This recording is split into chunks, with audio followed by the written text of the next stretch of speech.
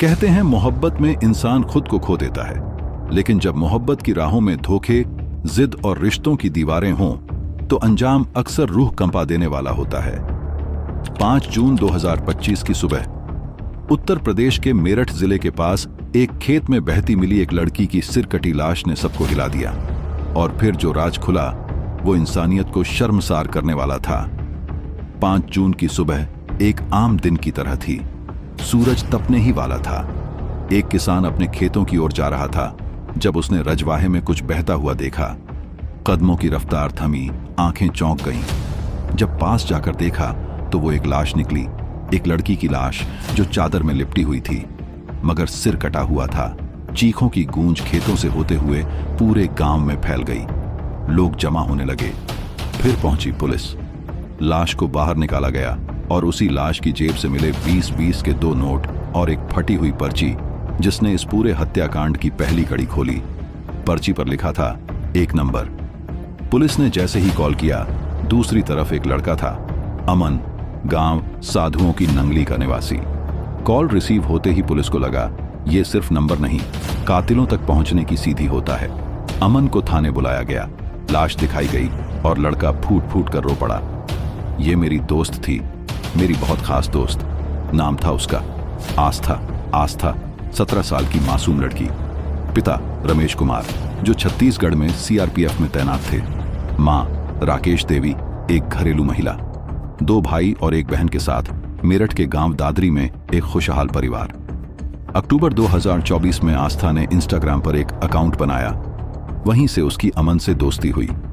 बातचीत शुरू हुई, चैट से कॉल, फिर वीडियो कॉल और आखिरकार मुलाकातें। पहली मुलाकात मंदिर में, फिर मिलने का बहाना, मेहंदी लगाना, घर बुलाना। धीरे धीरे ये मुलाकातें घर की दीवारों से टकराने लगीं। जब कोई नहीं होता, अमन घर आता और एक दिन छोटे भाई ने देख लिया वो मंजर जो एक भाई कभी नहीं देखना चाहता। छोटा भाई मां को सब बता देता है। मां बौखला जाती है। पिता को खबर दी जाती है। पिता छुट्टी पर आने का वादा करता है और बेटी को समझाता है, अगर तू चाहती है तो मैं बात करूंगा, लेकिन ये सब छिप कर मत कर। पर अब तक जो रिश्ता पनप चुका था वो एक जिद बन गया था। मैं शादी करूंगी तो उसी से करूंगी। ये एक ही रट आस्था की जुबान पर थी। सुबह 9 बजे आस्था अमन से फोन पर बात कर रही थी। मां ने फोन छीना, डांटा, लेकिन आस्था गुस्सा आएगी और गालियां, चीख पुकार और बगावत करने लगी। मां ने आखिरी बार समझाने की कोशिश की, लेकिन बात गाली तक जा पहुंची। मां ने आस्था को धक्का दिया, फिर उस पर बैठकर उसका गला दबाया और तब तक दबाती रही जब तक कि वो शांत नहीं हो गई। सामने खड़ा छोटा भाई भी कुछ न कर सका। वो बहन को पकड़ता रहा ताकि वो विरोध न कर सके, और जब हाथ पैर थम गए तो मां की आंखों से पर्दा उठा। मैंने क्या कर दिया? राकेश देवी ने सबसे पहले पति को फोन किया। मैंने आस्था को मार दिया। पति ने कहा, जो हो गया सो हो गया, शांत रहो, कुछ सोचते हैं। फिर मायके में फोन लगाया। मामा, भांजे और भतीजे को बुलाया। रात के 11 बजे वे पहुंचे। आस्था की लाश को गाड़ी में रखा गया। जंगल की ओर चल दिए। 13 किलोमीटर दूर मेहरौली के जंगल में लाश उतारी गई और आस्था की गर्दन पर वार किए गए, जब तक कि सिर और धड़ अलग ना हो गए। धड़ रजवाहे में फेंका गया। सिर 10 किलोमीटर दूर गंग नहर में। सोचा था कि किसी को कुछ पता नहीं चलेगा, पर कपड़ों की जेब में वो पर्ची, वो 20-20 का नोट, सब कुछ बदल गया।